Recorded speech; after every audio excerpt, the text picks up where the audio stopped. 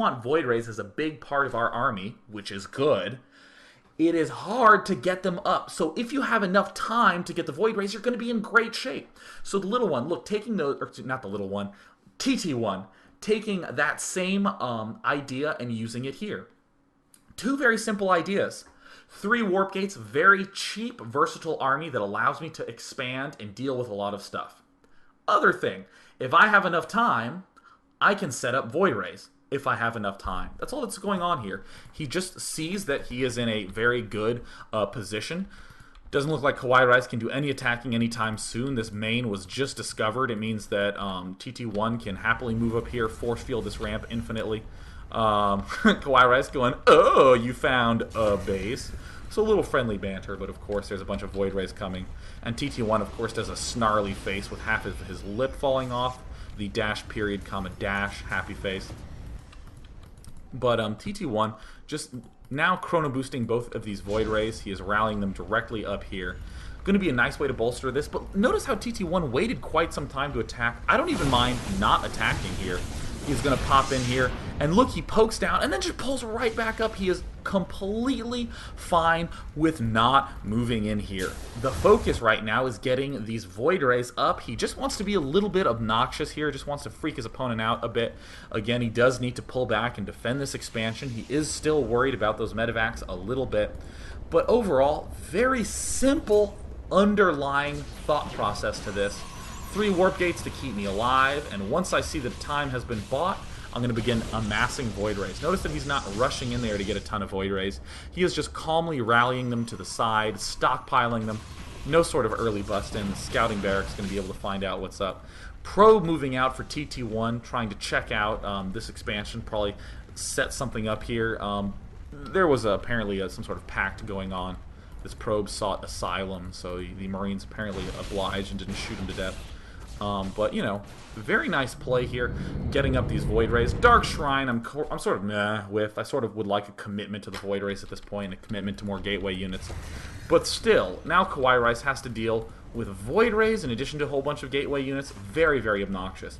And notice that only now was KawaiiRice really okay with moving out. And when I say really okay, I mean only at this point was KawaiiRice really able to move out once he got this good critical mass of Marines and Marauders. Until then, TT1 making gateway units, making Void Rays, kicking back, putting on some perhaps nice slippers, propping his feet up.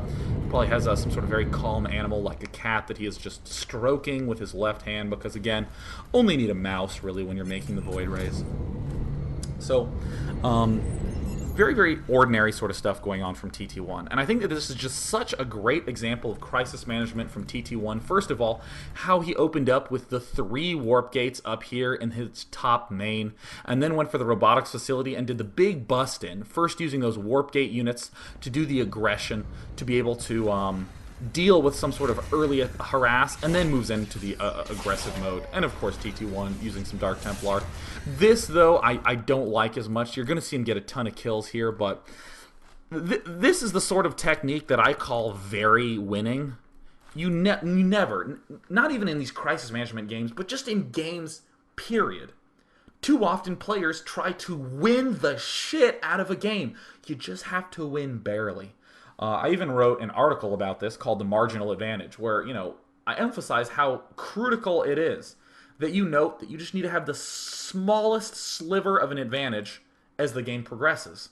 That's it. That's all you need, is a tiny, tiny, tiny advantage. And as the game plays out, you will naturally get in a position where you can win. Too often players do something like they try to expand twice, when really expanding once would have been just perfect, right? There's no need to expand twice. Or in this circumstance, TT1 is setting up this amazing gateway Void Ray army, but then says, oh, if I get Dark Templar, he doesn't have scan, I can do some damage. But if he has scan, then he scans and kills the Dark Templar, and then your gateway Void Ray army is even smaller. I prefer to be a little bit more focused in that stage of the game. Not saying the Dark Templar aren't good, but really their only use here is trying to, oh please, I hope I can kill him off without detection. Makes sort of sense because there's only one orbital command here. It will push his opponent back quite a bit, but still, focusing on the Void Race is going to be a lot stronger here. A lot stronger. So he is making Void Rays, good for him. But again, TTOne, after he did that whole base trade action, he is just building up a nice, strong army. Now look how much damage this is going to do. I mean, this is just going to be total annihilation by these Void Rays once they get charged up. It's going to be a little bit harder because there really are not that many units that can build up the charge, but KawaiiRice, of course, noting that the Void Rays are the imbalanced unit. But don't worry, that range has been dropped from 7 to 6. So that means that bunkers are not obsolete against them. Yay! So let's go ahead and do a brief review, and then we will immediately jump into some questions for the day. So first of all, nice play by TTOne. Went for this very big army style, which made sense because 1, close positions has a lot to worry about as Protoss. And 2, he can then take his aggressive army and then just go bust down this back door and threaten his opponent's base very, very, very bigly. It's scary, right, to deal with that. But then after this base trading happened, it was just an emphasis on having 3 or so warp gates and making sure his army was very tight to those bases for much of the game. You even saw that up at the end of the game, once TT1 discovered KawaiiRice's north base, what did he do? Well, he just edged down and killed off a tech lab and then backed off. Just backed off. And all of the moves that TT1 did is just an excellent, brilliant example of how not to let that adrenaline convince you that attacking should be the right play. For any of you who are curious, this replay was uploaded to the TeamLiquid.net Starcraft II replays thread. It should be the second page from the end. And of course, if you're watching this on the video on demand section, this means nothing to you because that page is constantly getting new posts, but it's there. You can download it for yourself. Once again, all my videos you can get at day9tv.blip.tv, including the Asia vs. Euro show match that happened this morning and yesterday morning. We got to see players like Dayfly, the Little One. Sen had some games in there as well. Who were some other amazing players? We got to see Loner. This morning we were Hey Pro and Z-Pucks. Just some incredible skill levels from just every continent, including America, providing the commentators. Me and Greetorp, casting buddies, getting it done. So now let us take some questions from the audience. And once again, you also can follow me on Twitter. Day9TV is my Twitter. You can follow me on YouTube. Day9TV is my YouTube. So it appears that Slow Mode has spammed down a whole bunch of questions. So we will be doing this. So Pandane asks a question, and this is an excellent question. This is like one of those fundamental questions that will like rewarp your thinking. The question, Day9, a lot of times I want to build a certain type of unit, but I also want to scout first. Scouting first is less units. Units first equals not good. Which is better? So there's also something I want to add to this. So first of all, the big reason you want to scout is because you have some sort of deviation that you need to worry about. So what is a great example of this? Well, in Zerg vs. Terran, I was, for a while, trying to work on a way to get a layer up relatively quickly. And to do this, I thought, well, hey, I'm not going to get Zergling speed. I'm going to get my layer up really fast. So I ended up trying to skip the Zergling speed, and I noticed that against a small subset, or not a small subset, a decent subset of builds, I was cool. I could get away with a spine crawler. Yeah. However, against a player who did this factory swap, I was having problems. Now, just listen to how I said that. I said this opening that I conceived and was practicing was working great against a lot of things, but against Hellions, I was having problems. That's all I've said so far.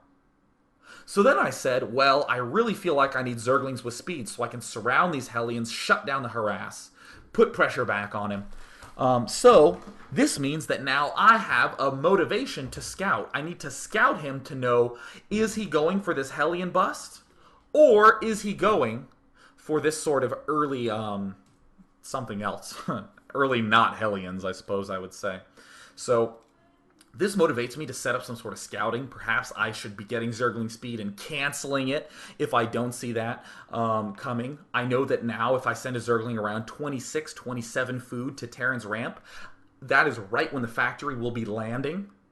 useful little triggers for me. So now, hey, I have a time to scout. Send a Zergling out around 20 or so food. So that way it can get to his ramp around 26 or 27 food. So in general, it's so important, Pandane, that you don't scout just because you feel like scouting's good. Scout because there is some sort of motivation behind it. In fact, Nazgul was joking about this the other day, and he was like, well, I'm not going to be doing anything different, so I just don't scout my opponent. And he literally, like, didn't scout his opponent at all. He didn't even care. He just, like, the Observer, when it came out, was the first time he actually scouted. Like, he scouted with his Zealots and Sentries right off the bat. So I like that quite a bit. I just have to give credit to Sujak for a funny thing he said in the stream. So big props to Sujak for being hilarious. So